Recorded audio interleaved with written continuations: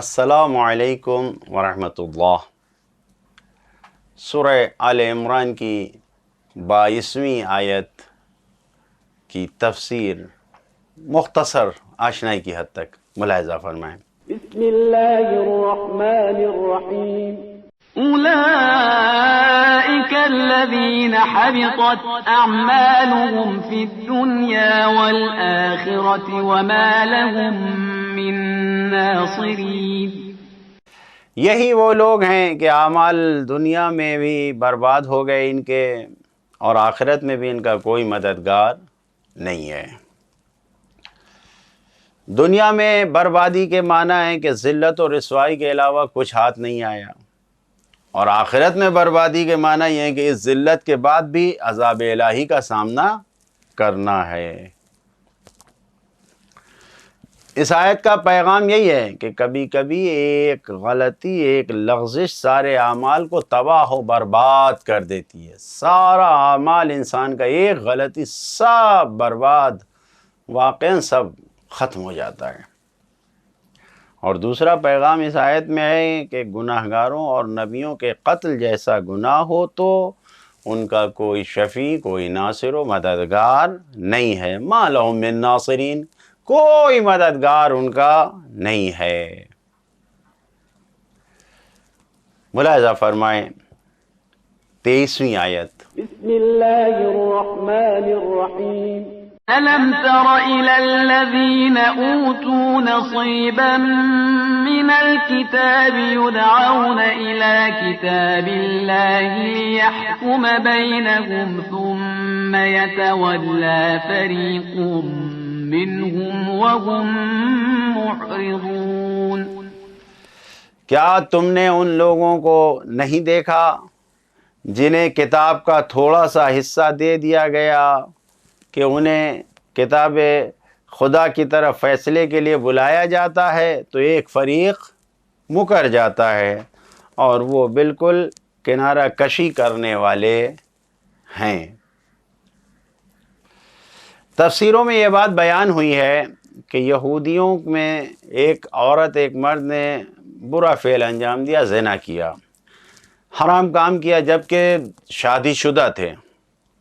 شادی شدہ ہونے کے باوجود اس حرام فعل میں مبتلا ہوئے۔ توریت کے قانون کے مطابق ان کی سزا جو توریت میں معین کی گئی تھی اسے سنگسار کرنا تھا، لیکن یہ فعل، یہ برا کام کرنے والے کیونکہ قوم کا ایک بزرگ انسان تھا، شرافت مند جسے کہا جاتا ہے، بزرگ تھا، اس غلط کام کو اس نے انجام دیا تھا، تو اب یہودیوں نے سوچا کہ اس کی بزرگی کی بنیاد پر اس کو بچایا جائے، تو بچانے کی کوشش کی گئی اور توریت کے حکم سے ان کو بچا لیا جائے کہ توریت کا حکم ان کے اوپر لاگو نہ ہو۔ تو اب یہ سب ان سبوں نے سوچا کیا کیا جائے، تو یہ بھاگ کے آئے، سرکار رسالت مآب صلی اللہ علیہ وآلہ وسلم کی خدمت میں آئے اور ان سے مسئلے کو بیان کیا کہ ایسا ایسا مسئلہ ہے، اسلام کیا کہتا ہے یہاں پر۔ تو سرکار رسالت مآب نے بھی مسئلے کا بیان کیا اور آپ نے بھی کہا کہ جس طریقے سے توریت میں حکم ہے سنگسار کیے جانے کا، اسی طریقے سے اسلام میں بھی حکم ہے سنگسار کرنے کا۔ اسلام کا حکم بھی بالکل توریت کے حکم کے جیسا ہی ہے، سنگسار کیا جانا ہے۔ تو وہ یہودی ایسے تھے، کہنے لگے توریت میں تو ایسا حکم نہیں ہے، توریت کا انکار کرنے لگے۔ ابن سوریہ جو ایک یہودی عالم تھا، اسے توریت پڑھنے کے لیے فدق سے بلایا گیا مدینے میں۔ اب وہ فدق سے آیا اور مدینے میں جب آیا تو اس نے توریت پڑھ کر سنانے کے لیے نبی کے سامنے، لوگوں کے سامنے توریت پڑھ کے سنانے لگا، کیونکہ وہ تمام حالات سے باخبر تھا اور اس کی بھی وہ تمام یہودیوں کی طرح یہی خواہش تھی کہ اس کا بزرگ بچ جائے، سنگسار نہ ہونے پائے۔ تو اس نے توریت کو اس طرح پڑھا کہ جہاں سنگسار ہونے کی آیتیں تھیں وہاں پر اس نے سینسر کر دیا، اس کو مٹا مٹا کے پڑھنا شروع کر دیا، یعنی چھوڑ چھوڑ کے پڑھنا شروع کر دیا، اس طریقے سے پڑھنا شروع کر دیا۔ تو اب جب یہ دیکھا تو وہاں پر عبداللہ ابن سلام بھی ایک یہودی عالم تھا، جو اس نے دیکھا کہ یہ تو بہت غلط ہو رہا ہے، وہ بھی توریت کا عالم تھا، وہ بھی یہودی عالم تھا، اس کو صاحب توریت کی حقیقت تو اس نے دیکھا کہ یہ تو یہودیت کی مثلا حکم کی طرف تو اس نے سب کچھ برملا کر دیا، سب ظاہر کر دیا اور صاف صاف انکار کر دیا ہے کہ یہ جو پڑھ رہا ہے ابن سوریہ یہ غلط پڑھ رہا ہے، اور توریت میں بھی وہی حکم ہے جو سرکار رسالت مآب کا ہے۔ تو اس آیت میں اسی واقعے کو پیش نظر رکھ کر مسلمانوں کو ہوشیار کیا گیا ہے کہ اے مسلمانوں خبردار تم بھی یہودیوں کی طرح نہ ہو جانا، اور احکام قرآنی پر عمل کرتے وقت اسے بدل مت دینا، دنیا کے کمزور ناتواں پر لاگو اور نافذ کرو، ان کے لیے تو حکم جاری کرو، اور جو امیر و طاقتور ہیں ان پر حکم لاگو نہ ہو، ان کے لیے کوئی حکم جاری نہ کیا جائے۔ یہ یہودیوں کا شیوا ہے، یہ مسلمانوں کا شیوا نہیں ہے، یہ اسلام کی تعلیمات نہیں ہے، اسلامی قانون میں سب برابر ہیں۔ یہ متوجہ کیا گیا اس آیت کے ذریعے سے۔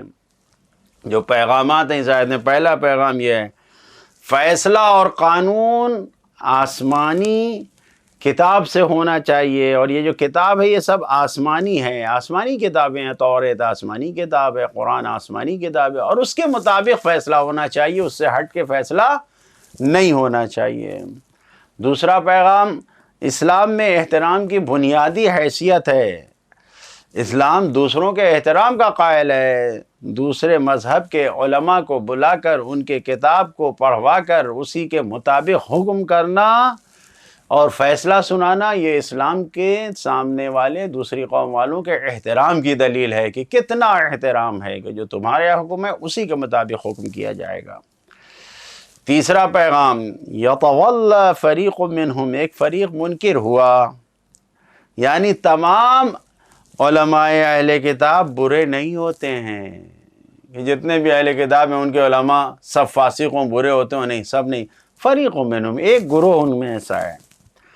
چوتھا پیغام، منہ موڑنے سے زیادہ خطرناک ضدی ہونا ہے، اور قصداً بات نہ ماننا ہے، یہ زیادہ برا ہے کہ انسان ضد پہ اڑ جائے اور بات نہ مانے، یہ زیادہ بری چیز ہے۔ پانچواں پیغام، قانون سب کے لیے برابر ہے، جب برابر سے جاری ہونا چاہیے، سب کے لیے قانون برابر، بالسویہ، سب برابر ہیں قانون کے مقابلے میں، کوئی اس میں اشراف اور بزرگی کی چھوٹ نہیں ہے۔ عملی پیغام اس آیت سے ہی ہے، احکام خداوند عالم سے منہ موڑنا، نہ ماننا انسان کی زندگی کو تباہ و برباد کر دیتا ہے۔ خدایا ہمیں اپنے حکم کے مطابق عمل کرنے والوں میں قرار دے۔ السلام علیکم ورحمۃ اللہ وبرکاتہ۔